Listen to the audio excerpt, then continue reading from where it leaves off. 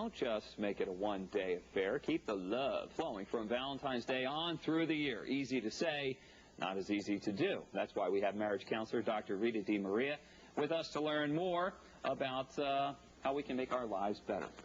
You're a doctor, but you also have a life outside of work. What are your plans for Valentine's Day? I spend a little time with my son and my husband. We're going skiing and have some friends, and I have Valentine presents for them, and we'll probably do some snuggling or something like that, too. Husband and son, two most important men in your life, so it should be a good weekend.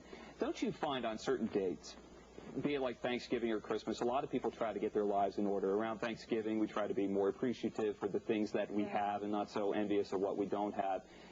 But then around Valentine's Day, people take an assessment of their love life, so I imagine business picks up in some way. Yeah, they start a couple weeks before, actually, you know, because the women start thinking about it and worrying about it, and the guys are like, you know, oh, gee, when is that coming up? So, yeah, but I think people do pay attention to it. People who are together, people who are alone.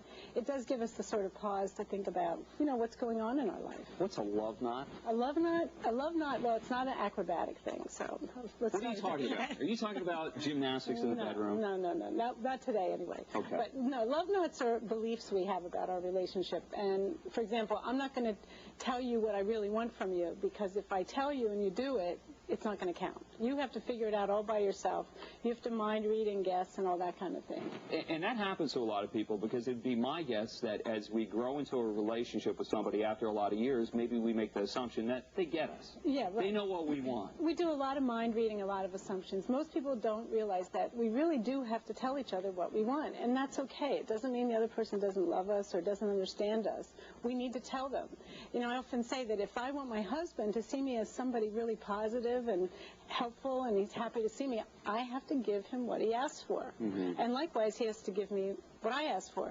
You know, it's like that thing where, did you ever get a present from somebody and they said, well, you know, I saw this and I really liked it, so I thought you'd like it. You know, it's what they wanted. It's not necessarily what you want. Is this pillow talk, or is this stuff you should sit down, write it out, and really have like a long discussion about? No, I think it's important. Most people don't know how to ask for what they want, so I think we call it a caring behavior list. And just write down 12 to 20 things that you want. Try to be specific, like, you know, make the coffee in the morning, or start my car, or, you know, give me a kiss and tell me you love me when I come home from work.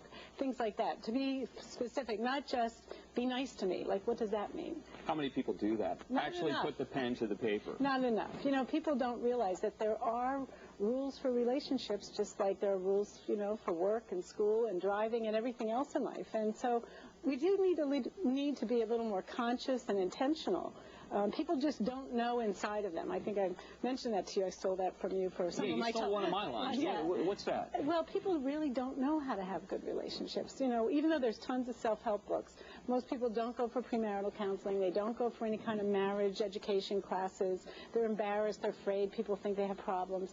But really, there's a lot of important information, like, you know, caring behaviors. It's like hitting the target. If you want 50 points, you want to go for the bullseye. And in the end, don't we just always end up getting back to rediscovering ourselves the way we were when we met, and somehow we have to manufacture that as time goes on, go out on dates even though you're married and have children? Dates are very important, yeah. But you do have to put the time in. But, you know, we all change over our lifetime. I'm not the same girl my husband met many years ago. I'm better in a lot of ways. Good for you. Yeah, so, but I have different needs. How is he? Is he the same guy then? He's much better. Oh, is he? He's an incredible guy. But, you know, we have to pay attention to the fact that we change, our interests change. If you eat vanilla ice cream every night, pretty soon you get bored with it. So we do need to pay attention to doing things differently. And variety is the spice of life. So, you know, if your partner wants you to make them coffee in the morning, if you do that every day, sooner or later they're not going to appreciate it. What do men want more, and what do women want more of? Generally, men want more sex, and women want to talk and cuddle more. I mean, it's generally still Can you mix and marry the two? It depends on your abilities, right? Well, I think, you know, as I said a little earlier, you know, if the guy's really deprived, it's kind of a problem. So, you know, you have to find a way to have that kind of balance in a relationship. Whose needs come first, though? Are you saying the guy's needs come first? Well, generally, whoever has a greater need, you know, you got to pay attention to that. It's like the squeaky wheel gets the grease. Right. So, you know, most couples don't talk enough about their sexual relationship. They don't figure out how to do those caring behaviors either. Don't forget to talk about it. Get back to where you once more, Right. and It's a good grow thing. the relationship. Yeah, talk to each other every day, share with each other.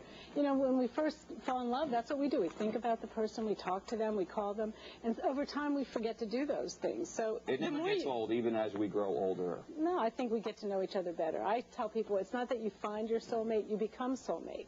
Right. You know, it takes time and being trusting of somebody, being willing to be vulnerable. And men, you know, men have a lot of secrets and feelings that they need to share too. So Well, there's that old saying, you should love like you've never been hurt before, because if you don't, you can never experience it for what it truly right, is. but it does take time in a relationship, and you have to get through things, you know, the house, the kids, the, you know, security, developing trust with each other. So I think people sometimes expect it now, and when really it gets better and better. Mm-hmm. You know, the studies show that couples who are together a long time, who really pay attention to their relationships, are more in love than Their love strengthens. it strengthens. It's And more you see romantic that every now and then. You see the elderly folks walking you down can the street see it. holding hands, and it's a different kind of holding hands than the puppy teenage love. And that's because is they've gross. paid attention to it, probably every day of their lives. Right. And people just get, you know, a little lazy sometimes, or they don't know. They just don't realize that how important it is to tell the other person what you would like from them. Well, you got us back on track. To learn more,